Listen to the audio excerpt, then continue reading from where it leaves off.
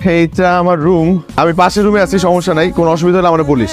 ওইটা হচ্ছে ফাহাদ, কি বিষয় ফাহাদ? তুমি বলেছিলে যে তোমার একজন বন্ধু আসবে, কিন্তু এইভাবে একটা মেয়ে এই বাড়িতে থাকবে এটা তো অ্যালাউড না ফাহাদ। আমি বুঝতে পারছি। আমার নাম আখি, আমি ফাহাদের খালাতো বোন। তো চাকরির জন্য আসছি তো আন্টি, আপনার মেয়ে মনে করে যদি আপনার বাসায় আমাকে একটু থাকা জায়গা দিতেন আন্টি, আমি প্রমিস করছি একটা চাকরি পাওয়ার সাথে সাথে এখান থেকে চলে যাব। মেয়ের মতো বলেছো, থাকতে তো দিতেই হবে, থাকো।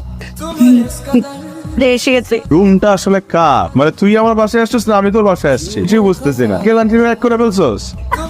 সে কিন্তু ভীষণ লক্ষ্মী মেয়ে। তাই নাকি? এই বাড়িতে আমরা এতদিন ধরে আছি, কেউ কখনো দাঁত দেয় না। আর ও তো চায়ের দাওয়াত দিয়েছে। আচ্ছা আখি, আজ বরং আমরা উঠি, তুমি রেস্ট করো। बिखरा है जो मन ये मेरा मिट गए सारे निशान। এইটা আমার রুম, আমি পাশে